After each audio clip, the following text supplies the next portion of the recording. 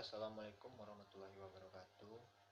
Eh, Baiklah, kali ini saya dan kelompok saya akan mempresentasikan hasil dari materi yang telah kami bahas dan telah kami rangkum dalam sebuah PowerPoint.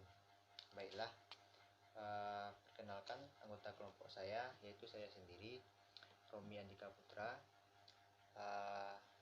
Nina Agustina, dan Masito. Baiklah, saya akan melanjutkan materi yang seharusnya saya sampaikan.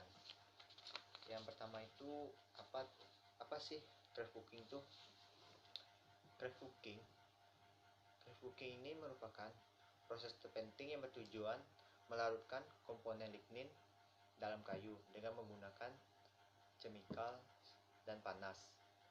Untuk mendapatkan keseragaman kualitas pulp cooking diperlukan kualitas chip yang baik dan seragam. Pada industri pulp umumnya menggunakan proses alkali atau dikenal dengan proses craft. Proses cooking ini berlangsung di dalam vessel besar yang bertekanan dinamakan digester. Chip akan masuk ke dalam digester bersama dengan chemical dan steam atau uap panas. Dalam proses ini variabel atau parameter yang menjadi tolak ukurnya yaitu suhu, waktu, rasio, serta konsentrasi chemicals yang harus diperhatikan. Chemicals yang digunakan di dalam pulping craft dikenal dengan nama white liquor yang mengandung natrium hidroksida atau NaOH dan dinatrium sulfat atau Na2S. White liquor ini akan melarutkan lignin sehingga didapatkan fiber atau serat yang diinginkan. Lignin yang terlarut dalam white liquor tadi dinamakan black liquor karena visualnya memang berwarna hitam atau coklat. Kemudian black liquor ini akan dikirimkan ke chemical recovery untuk recovery menjadi white liquor kembali. Artinya penggunaan larutan pemasak ini bisa digunakan kembali setelah dimasak dengan proses yang dinamakan chemical recovery. Selanjutnya itu proses craft atau juga dikenal sebagai proses pembuatan pulp craft atau sulfat.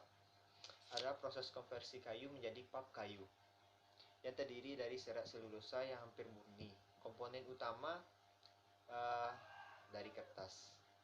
Proses craft memerlukan perawatan serpihan kayu dengan campuran panas air, natrium hidroksida, dan natrium sulfida yang dikenal sebagai cairan putih yang memutuskan ikatan yang menghubungkan lignin dengan hemiselulosa atau lignin dengan selulosa yang terkandung dalam kayu merupakan komponen penting yang terdiri dari lignin, hemiselulosa, dan selulosa.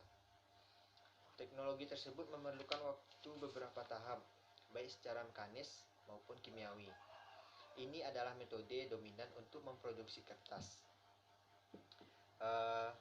Dalam beberapa situasi, proses tersebut menjadi kontroversi karena tanaman craft dapat mengeluarkan produk yang berbau dan dalam beberapa situasi menghasilkan limbah cair yang substansial. Selanjutnya itu sejarah craft pulp atau sejarah pembuatan atau proses dari penggunaan craft pulp ini merupakan penemuan ini merupakan paten dari Karl Dall yang ditemukan di Danzig pada tahun 1879 Masehi, yaitu berlokasi di negara Jerman. Prekursor dari proses craft digunakan selama Perang Napoleon di Inggris. Proses craft atau disebut demikian karena kekuatan superior kertas dihasilkan dari kata Jerman atau craft untuk kekuatan. Selanjutnya paten AS 296.935 dikeluarkan pada tahun 1884 dan pabrik pulp yang menggunakan teknologi ini dimulai di Swedia pada tahun 1890. Penemuan boiler pemulihan oleh J.H. Tomlinson pada awal tahun 1930-an merupakan tonggak penting dalam kemajuan proses kraft. Ini memungkinkan pemulihan dan penggunaan kembali bahan kimia pembuatan pulp anorganik sehingga pabrik kraft adalah proses siklus yang hampir tertutup sehubungan dengan bahan kimia anorganik. Selain digunakan dalam proses pemutihan, karena alasan ini pada tahun 1940-an, proses kraft menggantikan proses sulfit sebagai metode dominan untuk memproduksi pulp kayu. Produk sampingan utama dari pembuatan pulp kraft adalah terpenting sulfat mentah dan sabun minyak yang tinggi. Ketersediaannya sangat bergantung pada spesies kayu atau jenis kayu, kondisi pertumbuhan, waktu penyimpanan kayu gelondongan dan serpihannya, serta proses pembuatan pada pabrik. Pinus adalah kayu paling kaya ekstraktif atau paling kaya akan serat. Terpenting mentah mudah menguap dan didistilasi dari digester. Sedangkan sabun mentah dipisahkan dari cairan hitam bekas dengan dekantansi lapisan sabun yang terbentuk di atas tangki penyimpanan cairan. Dari pinus, hasil rata-rata terpenting adalah 5-10 kg per ton. Pulp dan minyak mentah tinggi adalah 30-50 kg per ton pulp.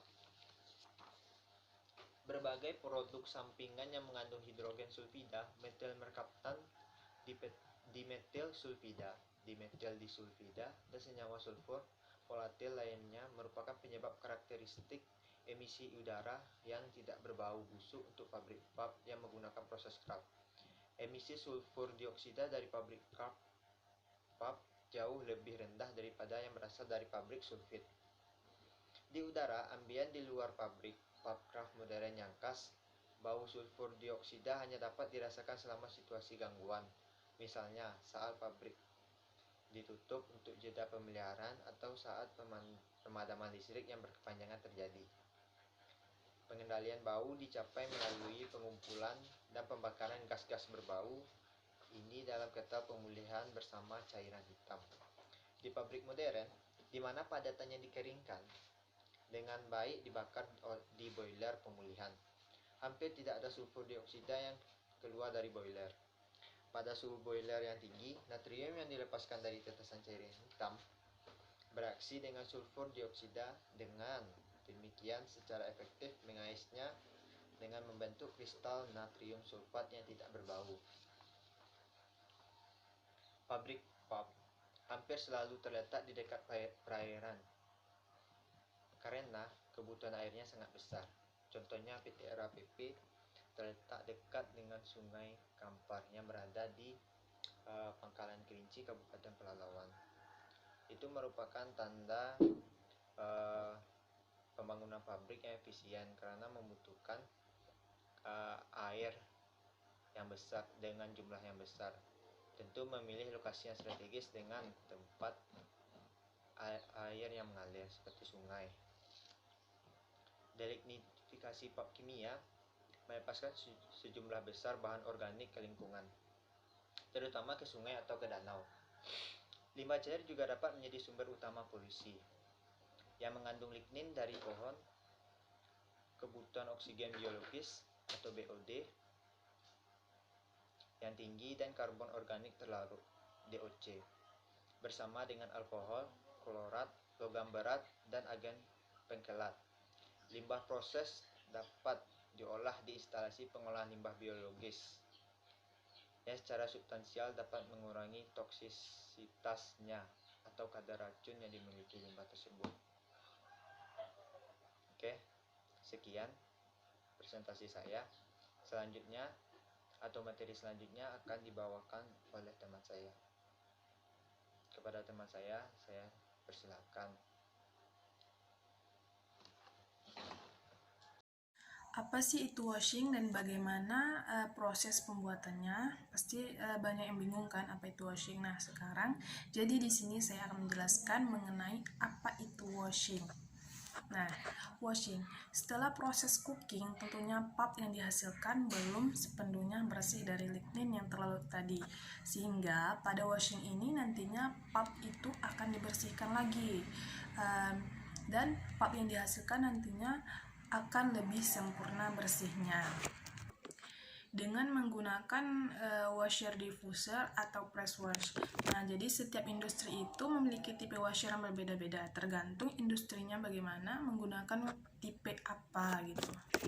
Selanjutnya adalah tujuan pencucian bubur pulp. Apa sih tujuannya? Nah, jadi yang pertama untuk membersihkan atau memurnikan bubur pulp dari lindi pemasaknya. Jadi di washing ini nantinya itu bubur pulp akan dibersihkan dari black liquornya. Dan yang kedua untuk menghemat biaya bahan-bahan kimia pemasak agar dapat dipakai kembali. Nah, jadi bahan-bahan kimia bekas cooking untuk melarutkan pulp tadi itu akan didaur ulang kembali sehingga dapat dipakai kembali pada proses cooking selanjutnya. Nah, jadi dapat dipakai kembali dan dapat menghemat bahan-bahan kimia. Dan yang ketiga adalah untuk mengumpulkan bahan-bahan yang tidak larut yang dipakai kembali sebagai bahan bakar pada tahap pemasakan. Nah, jadi bahan-bahan yang tidak larut seperti tanah, pasir atau semacamnya itu akan digunakan didaur ulang juga sebagai bahan bakar. Misalkan menggunakan untuk bahan bakar sebagai untuk menghasilkan steam, nah, itu bisa juga digunakan. Jadi semua itu nanti akan dapat dipakai kembali atau dapat didaur ulang kembali pada proses washing tentunya. Sekarang apa sih yang terjadi bila pencucian kurang sempurna? Apa yang akan timbul dengan kerugian tersebut? Nah, jadi bila pencucian kurang sempurna akan timbul kerugian seperti pada proses pemutihan atau bleaching dibutuhkan pemutih yang besar jumlahnya. Misalkan di washing kita kurang sempurna membersihkan pulpnya, masih ada lignin yang tersisa sehingga nantinya pada saat proses bleaching kita harus membutuhkan bahan kimia atau bleaching yang naik atau meningkat, harus tinggi. Kita harus membutuhkan bleaching yang tinggi gitu. Sehingga pada proses washing itu kita harus memaksimalkan kesempurnaan bersihnya. Dan yang terjadi akan timbul busa atau lendir yang sangat mengganggu pada proses pembuatan kertas. Nah, jika kurang bersih di proses washing ini, bubur pulp itu akan menghasilkan lendir atau busa yang akan mengganggu pada proses pembuatan kertas. Jika misalkan busa itu tidak dihilangkan, maka hasil akhirnya seperti kertas akan berpori atau berlubang. Selanjutnya adalah prinsip dan mekanisme pencucian. Apa saja sih prinsipnya? Bagaimana sih mekanismenya? Nah, jadi di sini saya akan menjelaskannya. Pertama, prinsipnya itu dengan penambahan air. Bahan-bahan yang terlarut dalam air akan larut sehingga akan didapatkan pulp yang bersih. Nah, jadi pada proses pencucian itu dengan menggunakan air sehingga pulp yang dihasilkan itu akan bersih. Selanjutnya, penggunaan air untuk pencucian tergantung dari pengolahan kembali sisa pemasakan atau recovery-nya. Nah, jadi tergantung recovery-nya berapa banyak penggunaan air yang akan dipakai. Dan selanjutnya, untuk mengurangi polusi digunakan penggunaan kembali air pencucian tersebut atau water recycling.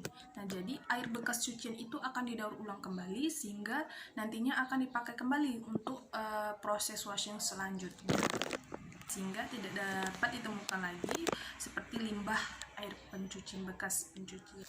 Dan pencucian ini dapat dilakukan berulang-ulang atau multi-step washing sehingga didapatkan pulp yang bersih, atau digunakan air panas untuk pencucian dengan memurnikan efisiensi pencucian. Nah, jadi pada proses pencucian ini tidak hanya satu tahap saja, melainkan ada multi-step. Ada banyak tahap. Untuk apa? Untuk memaksimalkan bersihnya dari pulp. Dan juga menggunakan air panas untuk pencucian. Untuk apa? Untuk memurnikan efisiensi pencuciannya nanti. Selanjutnya, pengaliran air untuk pencucian mengalir lambat.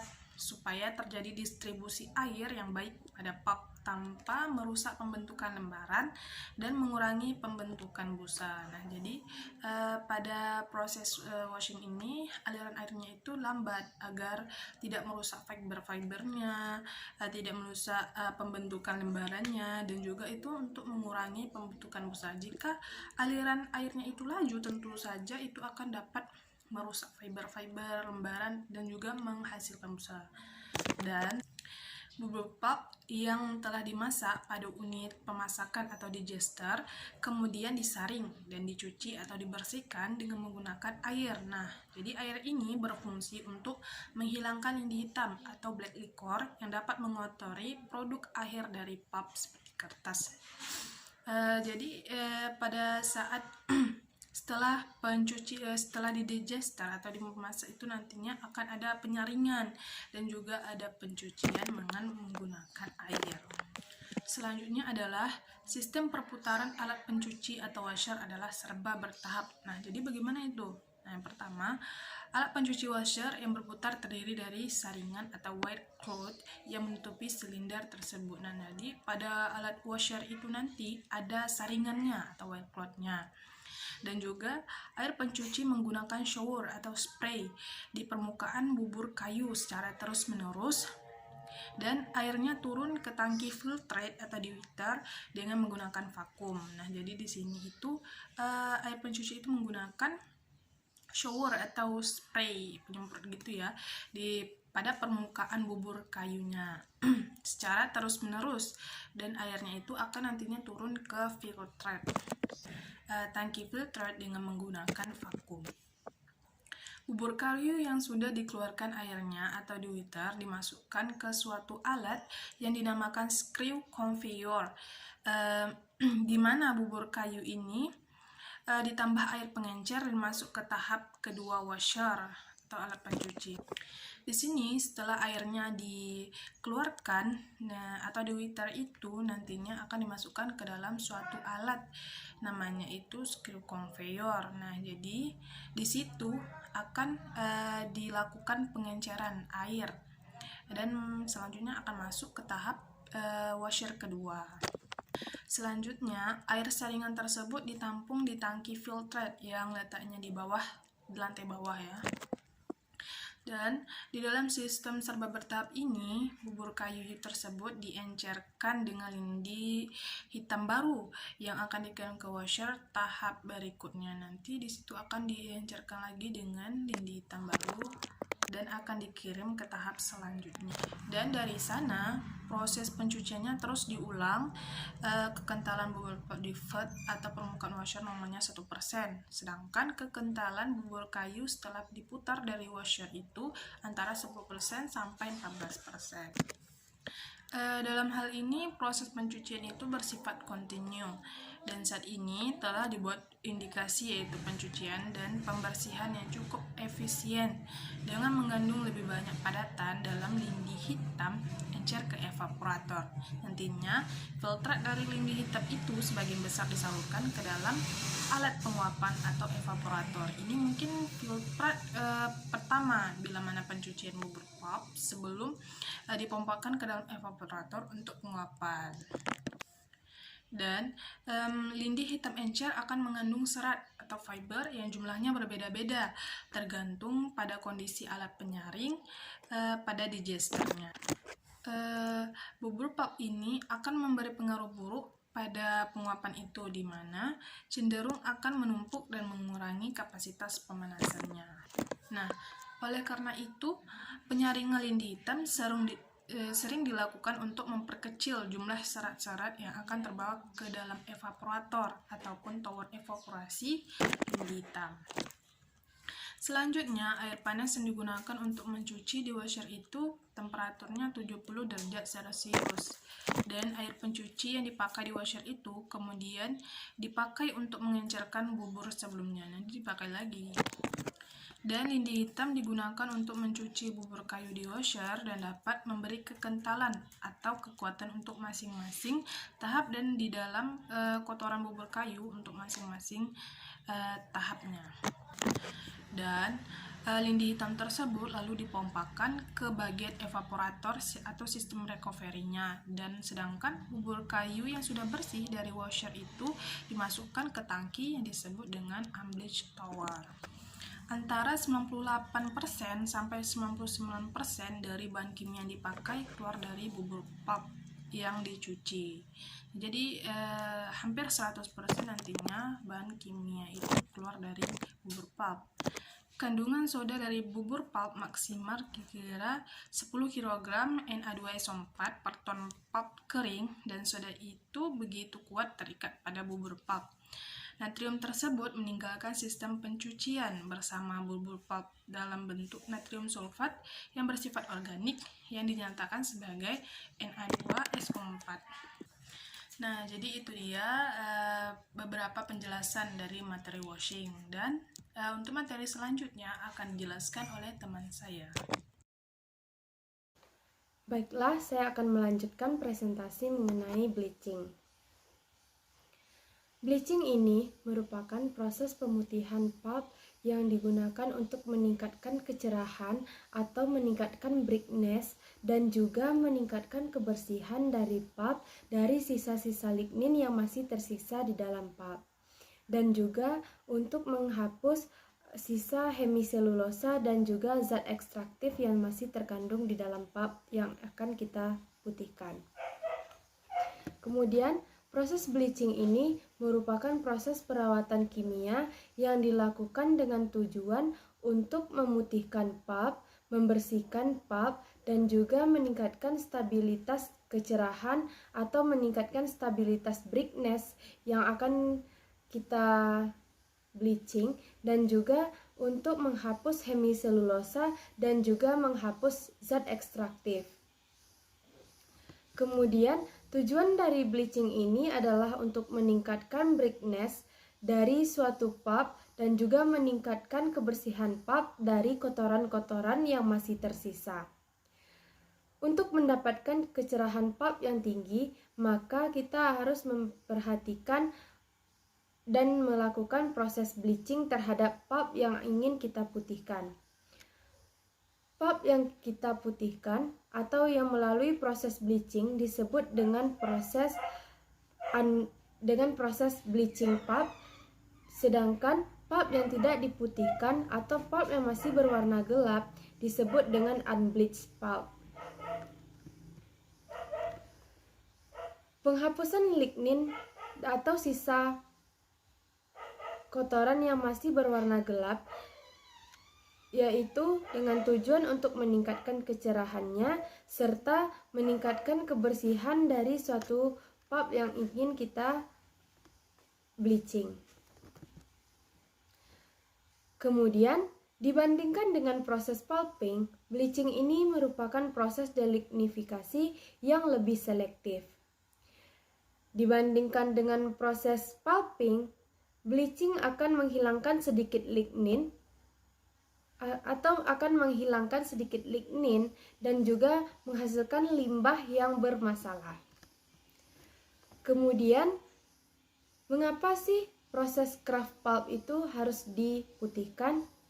Nah, jikalau proses craft pulp tidak diputihkan, maka berat molekulnya akan tinggi dan juga sifat hidrofobik ikatan kimia dengan karbohidrat akan lebih meningkat dan juga tinggi. Bahan kimia pemutih yang digunakan dalam proses bleaching adalah klorin atau yang kita sebut dengan atau yang dilambangkan dengan C, kemudian ada klorin dioksida atau ClO2 dan juga oksigen atau O2, kemudian hidrogen peroksida atau H2O2. Kemudian bahan kimia lain yang digunakan yaitu natrium hipoklorit atau NaOCl dan juga asam hipoklorit atau HOCl, kemudian ozon O3 dan juga natrium hidroksida atau yang biasa disebut dengan NaOH. Dalam pemilihan proses atau bahan kimia yang digunakan dalam proses bleaching ini, memiliki karakteristik seperti berat yang setara, kemudian efisien, reaktivitasnya yang tinggi, serta selektivitas, dan juga kemampuan pemutihan kertas, pemutihan partikel, dan implikasi terhadap lingkungan. Nah, tidak semua proses pulp atau pulp itu diputihkan karena itu tergantung terhadap jenis pulp atau terhadap proses apa yang kita lakukan setelah pulp tersebut.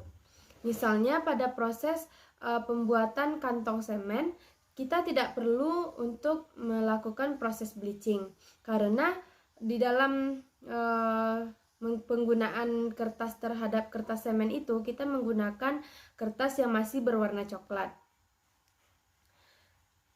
Kertas yang kita gunakan tersebut yang tidak melalui proses bleaching disebut dengan unbleached pulp. Kemudian untuk beberapa industri tidak menerapkan proses bleaching dalam pembuatan kertas. Nah, jika di dalam proses industri yang terintegrasi, maka dilakukanlah proses bleaching pulp karena akan menghasilkan lembaran pulp yang siap dikirim oleh pabrik tersebut ke konsumen atau pasaran dunia. Nah, hanya itu yang dapat kami sampaikan. Mohon maaf atas segala kekurangan. Kami sudahi dengan Assalamualaikum warahmatullahi wabarakatuh.